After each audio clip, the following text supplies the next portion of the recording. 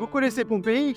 C'était pas la seule ville anéantie par l'éruption du Vésuve en 79 après Jésus-Christ. Plus à l'ouest, le site de la ville d'Herculanum est une autre merveille de conservation, la ville ayant été complètement recouverte sous près de 20 mètres de roches volcaniques. Une découverte unique au monde, celle d'une bibliothèque contenant encore des papyrus restés jusqu'à présent impossibles à déchiffrer. La faute à l'état des papyrus complètement carbonisés qui ne permettait pas de les manipuler sans les détruire complètement malgré plusieurs essais. 1838 papyrus de cette collection de la bibliothèque de la Villa des Papyrus restent encore à décrypter et un pas énorme vient d'être franchi. Si l'émergence de l'IA pose polémique régulièrement, c'est bien grâce à elle qu'on a réussi à faire les premiers déchiffrages. Alors c'est parti pour expliquer le décryptage des papyrus d'Herculanum.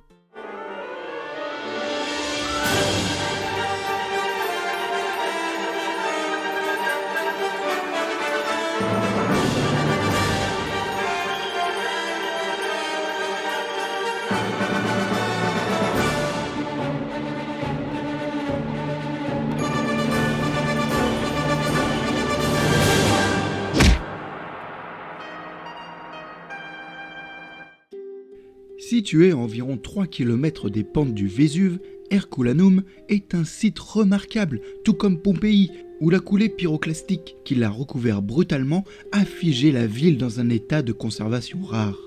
En 79 après Jésus-Christ, l'éruption du volcan détruit Pompéi, Herculanum, mais aussi Oplontis et Stabiae.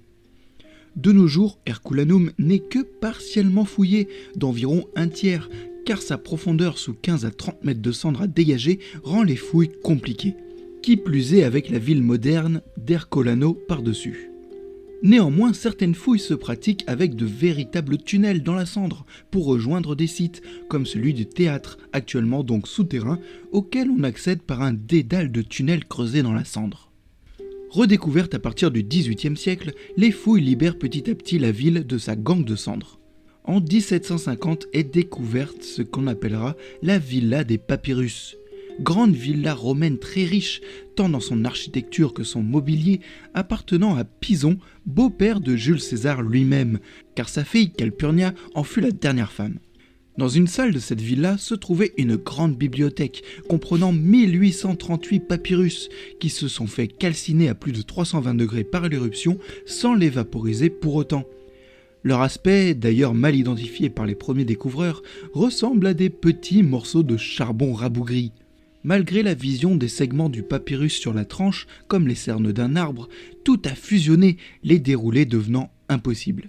En 2004, Brent Sills, enseignant-chercheur à l'université du Kentucky, se passionne pour les rouleaux de papyrus d'Herculanum. Il rêve de les étudier, mais cela semble impossible. En effet, toutes les tentatives qui ont été faites par les chercheurs ou les érudits se soldent par la destruction totale ou partielle des papyrus. Il fallut finalement encore 20 ans pour faire un bond majeur et ouvrir une nouvelle voie pour décrypter cette bibliothèque antique. Début 2023, Brent Sills lance un concours, le Vesuvius Challenge, visant à obtenir de l'aide dans les tentatives de décryptage avec l'attribution de prix. 40 000 $ pour qui serait capable de déchiffrer plus de 10 caractères sur une zone de 4 cm², et 700 000 $ pour le premier qui arriverait à lire 4 passages de 140 caractères. En août 2023, Ben Kyles vient de terminer le scan d'un nouveau papyrus. La technique non invasive est néanmoins fastidieuse. Il s'agit de pratiquer des milliers de radiographies en coupe du papyrus et des algorithmes rassemblant les images de coupe en images de feuilles. Néanmoins, ce n'est toujours pas lisible. C'est un étudiant de 21 ans, Luc Faritor, qui travaille depuis plusieurs mois à des méthodes non invasives de déchiffrement qui va trouver une solution.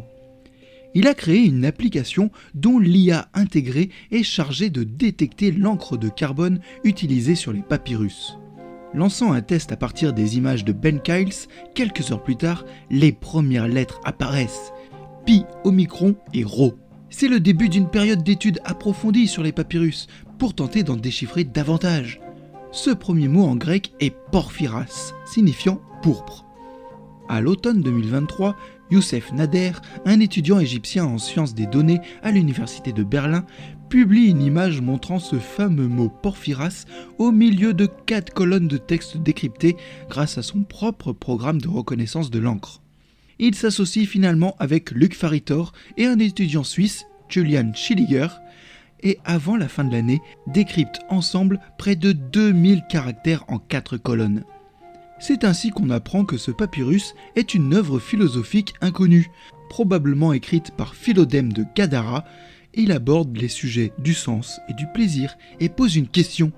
Les bonnes choses en petite quantité sont-elles plus appréciables que les bonnes choses en abondance ? Vous avez 4 heures.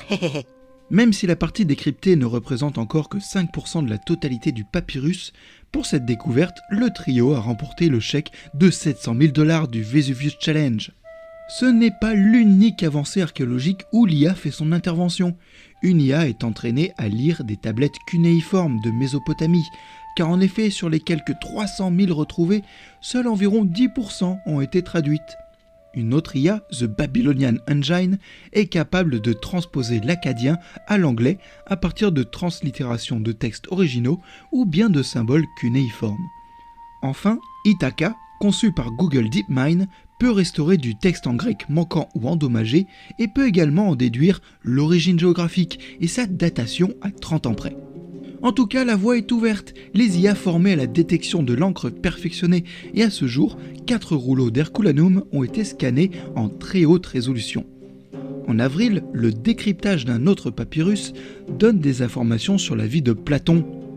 Le projet Geek Schools, lancé en 2021 et prévu pour 6 ans, piloté par l'université de Pise, couple à nouveau les techniques d'imagerie à rayons X et l'IA de détection de l'encre. On y apprend donc que Platon fut vendu comme esclave non pas en Sicile, mais sur l'île grecque d'Égine, entre -404 et -399.